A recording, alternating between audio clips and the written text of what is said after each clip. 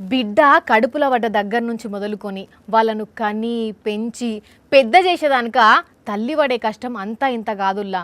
బిడ్డకు పాలు లాపిస్తుంది, ఉగ్గు తినిపిస్తుంది, ఏడిస్తే ఎత్తుకుంటుంది, ఆడిస్తుంది, పాడిస్తుంది, తానం పోస్తుంది. అట్లా బిడ్డ వాళ్ళ పనులు వాళ్ళు చేసుకునేదానిక మస్తు పని చేస్తుంటుంది. ఇక వాళ్ళు పెద్దగై వాళ్ళ పనులు వాళ్ళు చేసుకునేటోళ్ళు అయినాక జర్రంతా నిమ్మలం అవుతుంది.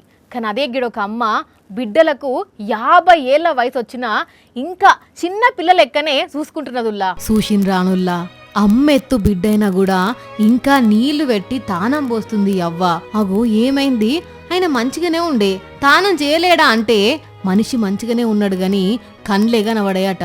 ఈ అన్న కుక్కనికి కాదుల్లా, 3 కొడుకులుంటే 3 ఇదే పరిస్థితి. అవ్వ పేరు శాంతాబాయి, పెన్మిటి జీవిడిచిండు. 4 కొడుకులు పుడితే 4కి సూపులేదట. కాకపోతే ఒక ఆయన జీవిడిచిండట. ఇప్పుడు వీళ్ళు 50 ఏండ్లకు వచ్చిండ్రు. అయినా కూడా ఈ అవ్వ మీదనే ఆధారపడి బతుకుతున్నారు. ఇన్నేండ్లు కష్టమనక నష్టమనక చేసిందట. కానీ ఇప్పుడు ఈ అవ్వకే 80 ఏండ్ల మీద పడ్డది వయసు. శాతం అయితలేదట. ఇప్పుడు నా బిడ్డల పరిస్థితి ఏందని ఏడుస్తున్నది. 3 కొడుకులు, అందరూ గుడ్డోళ్ళు అయిపోతారు. నాకు 80 ఏళ్ళకి వచ్చిన ఏది తీసుకొని బొలకపోయిపోరా ఉన్నారు తేండ్రోళ్ళు మత్తుగా. ఇప్పుడు చూసిన వాళ్ళు లేరు నాకు.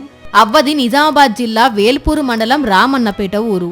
ఇక నా బిడ్డలను అనాథాశ్రమంలో చేర్పించాలని కోరుతున్నది. అనాథాశ్రమంలో మాకు చేలో కాల పానాలు పోయితే క్షమ మటే పోవాలా, మళ్ళీ రావద్దు. తల్లి బాధ చూసిన వీళ్ళు కూడా సర్కారే ఏదైనా తొవ్వ చూపాలే మాకు అని అడుగుతున్నారు. ఆ భగవంతుడు కొందరికి గిసోంటి కష్టాలు ఎందుకు పెడతాడో ఏందోనుల్లా. చూస్తుంటేనైతే మన గుండె కరిగిపోయినట్టు అవుతున్నది కదా.